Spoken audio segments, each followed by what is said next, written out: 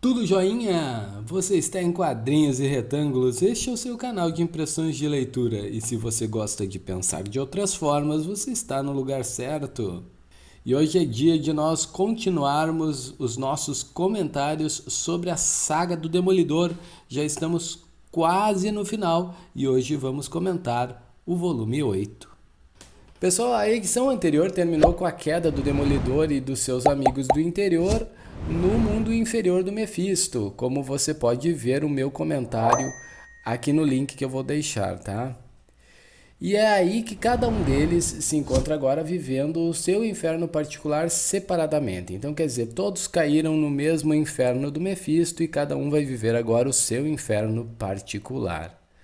As três primeiras histórias apresentam a tese filosófica da Inocente sobre a origem do mal e sobre a natureza do mal, enquanto ela critica os dogmas religiosos, ora pela negação frontal e explícita, ora por inversões que ela faz a modo de paródia e que fazem, por exemplo, do arcanjo Gabriel um narcisista vaidoso sem conteúdo e de Lúcifer um nerd sábio mas infelizmente tímido e incompreendido.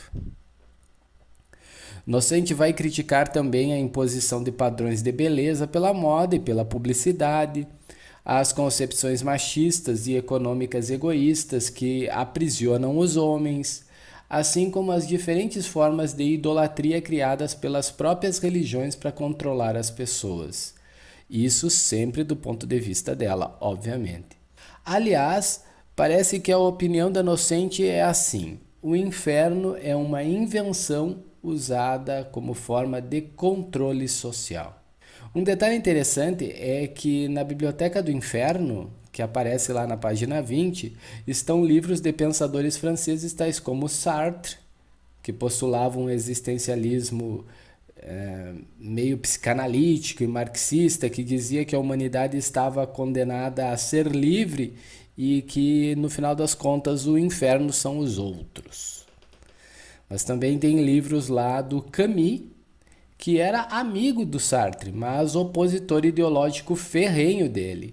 Porque, no final das contas, ele recusava toda e qualquer forma de pensamento que deturpava a natureza humana. Mais ou menos isso, pelo menos. E também livros do André Gide. Eu não sei se eu estou pronunciando certo, porque o meu francês é nulo, mas eu acho que é Gide. Ou Gide. Gide. Alguma coisa assim. Esse cara aí é um intelectual que teve a sua obra incluída, inclusive, no Index de Livros Proibidos pelo Vaticano. Ele era assumidamente pederasta e defendia abertamente o homossexualismo e a abolição das restrições morais, apesar da sua inclinação à religiosidade e da sua quase conversão ao catolicismo. Dois outros detalhes importantes que eu pude observar foram que o gancho deixado na edição anterior sobre o filho do Raio Negro, o filho perdido do Raio Negro, não foi aproveitado em nenhum momento e ficou sem sentido até o fim da história, e que por um descuido da tradução, o nome do personagem que na edição anterior era Papa, aparece aqui como Pope. Em todo caso, me parece que a Inocente quis insinuar que papas, mesmo sendo sucessores de São Pedro, podem ser precipitados no inferno tanto quanto qualquer Judas. Te cuida, Francisco.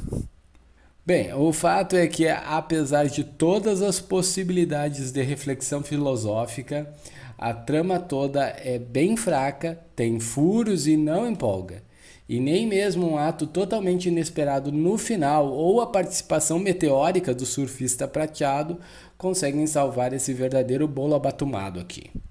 Gente, então, né? Como vocês podem ter acompanhado o outro vídeo aí, meu bolo deu ruim. E eu não posso jogar o bolo fora. As coisas estão caras, né? E nós precisamos de merenda aqui na roça e eu não vou jogar o bolo fora.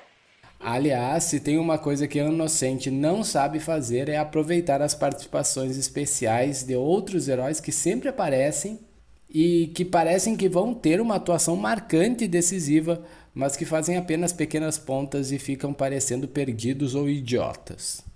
E isso aconteceu durante todos os volumes dessa série aqui até agora. A quarta história desse volume tem a participação do Capitão América e é uma crítica ao sonho americano. Aqui Inocente critica a política externa dos Estados Unidos, a sua economia excludente e não sustentável, seu histórico de intolerância, xenofobia antimigratória e dizimação dos povos originários. Por outro lado, ela exalta a resistência dos imigrantes na busca por valorização e uma vida melhor. O problema é que aqui tanto o Demolidor como o Capitão América agem como verdadeiros paspalhões que ajudam a estragar tudo o que eles queriam defender.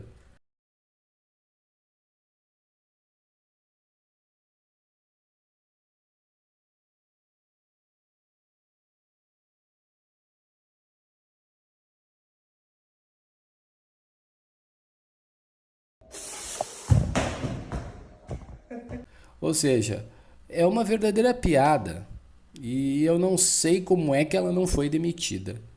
As duas últimas histórias reintroduzem o Demolidor no contexto urbano e periférico de Nova York, mas de forma abrupta e estranha. Ao regressar para sua cidade após o encontro desastroso com o Capitão América, Matt perde a memória, supostamente em consequência da sua visita traumática ao submundo do Mephisto.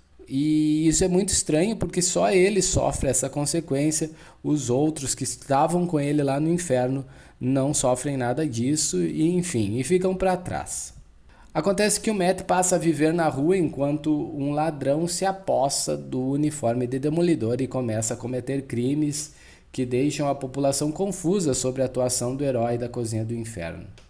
Aqui Inocente discute racismo, criminalização de usuários de drogas, parcialidade do judiciário e distribuição de renda e riquezas.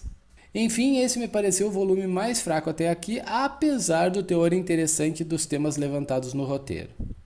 Eu acho no final das contas que a Inocente esqueceu que deveria roteirizar histórias de super-herói e pensou que estava escrevendo um trabalho para a Faculdade de Ciências Humanas. Só pode ter sido isso. O papo cabeça até é legal, mas quando ele passa do ponto acaba ficando muito chato. E esse volume aqui para mim é muito, muito chato. Então tá, pessoal, esse foi o nosso comentário sobre a Saga do Demolidor, volume 8. Se você está acompanhando essa publicação e já leu esse volume, não esquece de deixar aqui nos comentários a sua impressão de leitura e se você concorda comigo que esse volume aqui é o mais chato de todos. Não esquece de deixar o like e de se inscrever caso não seja inscrito. Até a próxima!